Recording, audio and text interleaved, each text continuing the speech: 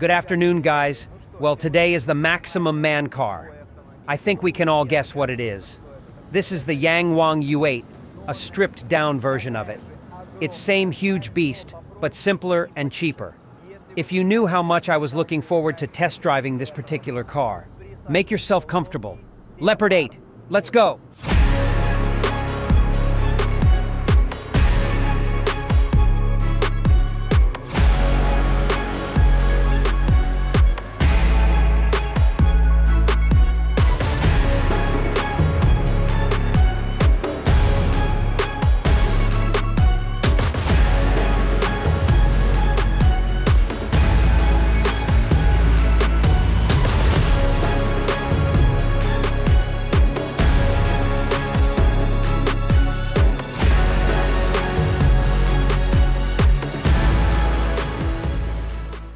Well, I'm driving a huge tank. This is the U8 in terms of dimensions. It's a very quiet car in terms of soundproofing. Let me show you straight away.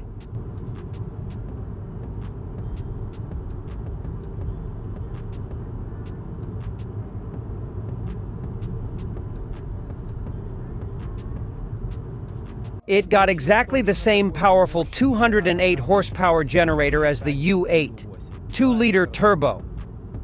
The total power of the entire hybrid system, and here the internal combustion engine plus 2 electric motors. All-wheel drive, of course.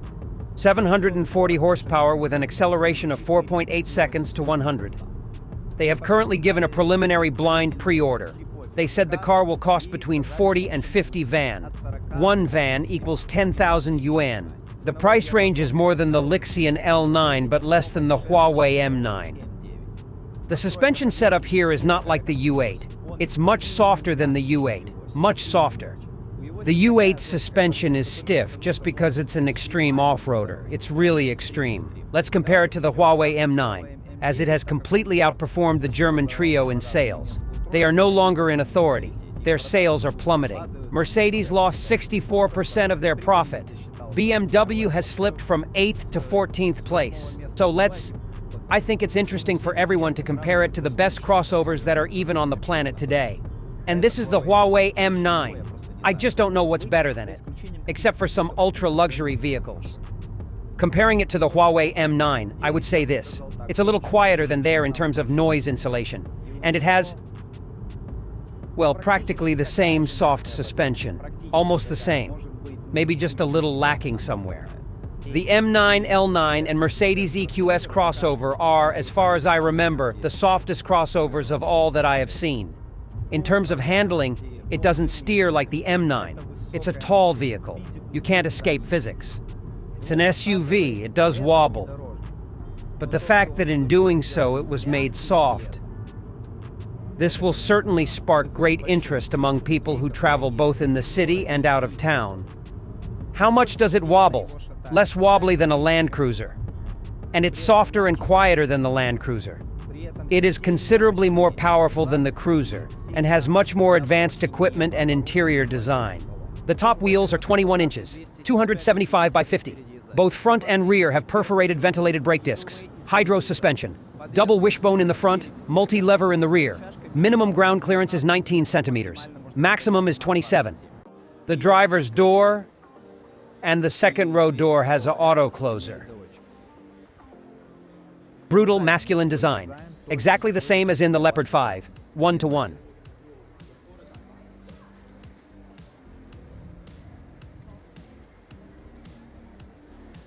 In terms of materials, this is above the market average. Quality artificial leather underneath. Everything is soft, stitching everywhere. Let's check for squeaks. It's so-so. It was nice here. Good. I give it a 4+. The driver has night vision on the dashboard screen. There's a broad armrest, and beneath it is a sizable fridge. We adjust the temperature with this control.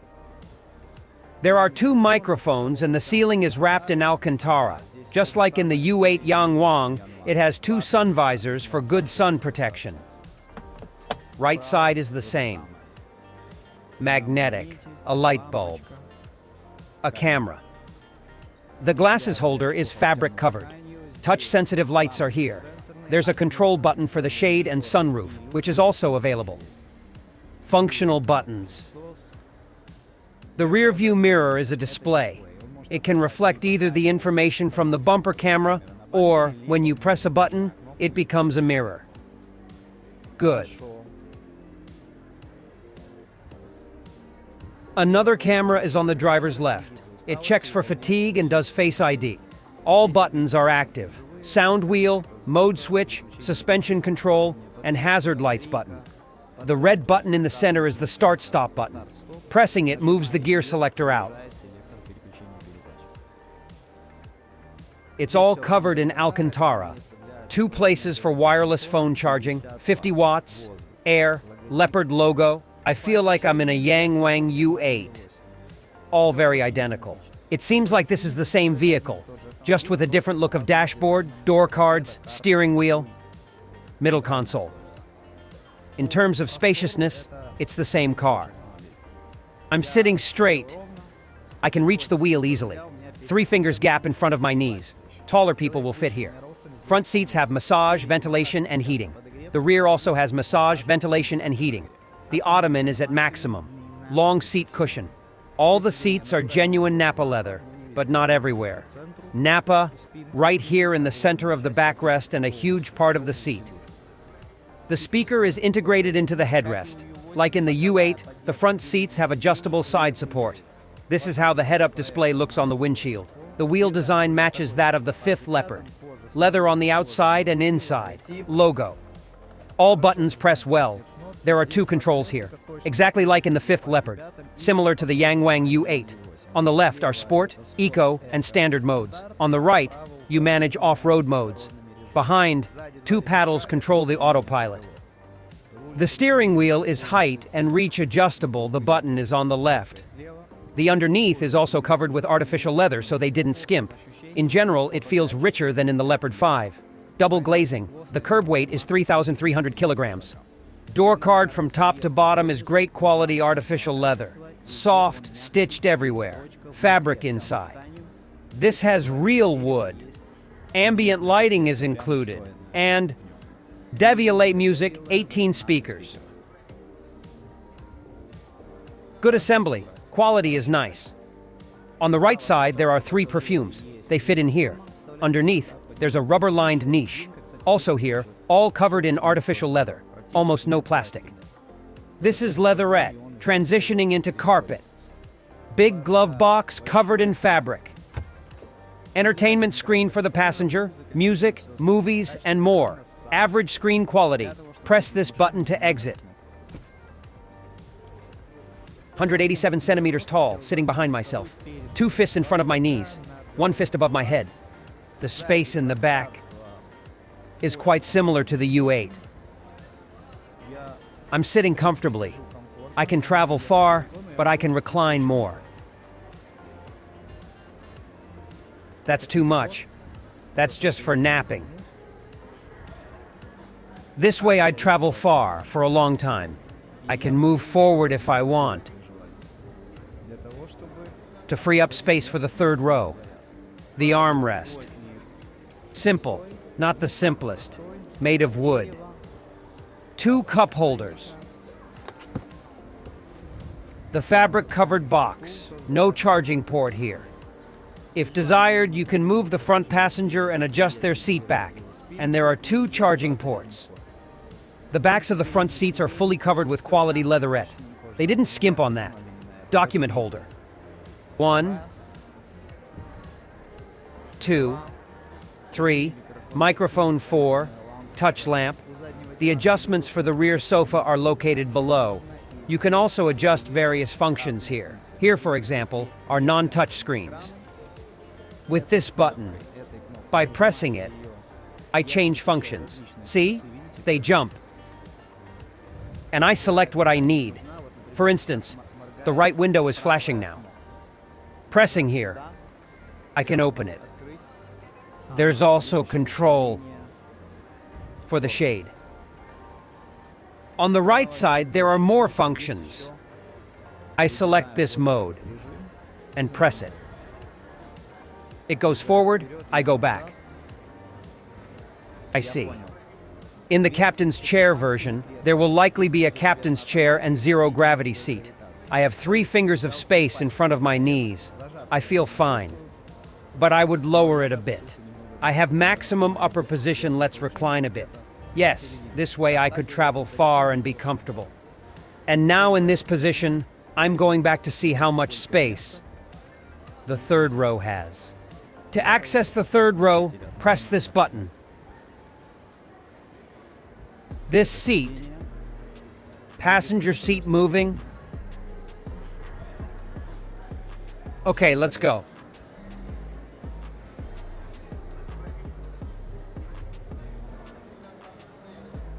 I have 2 fingers of space in front of my knees, but I dislike the backrest, and I can use this button to tilt it back.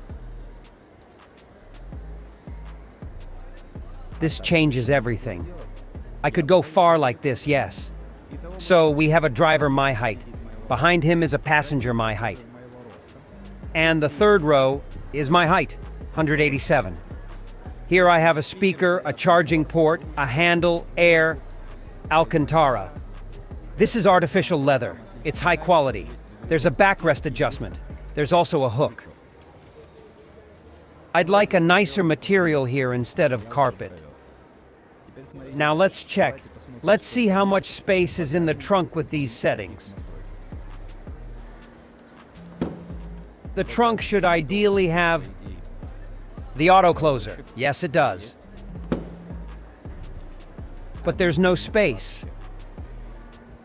As you can see, I've leaned back a little.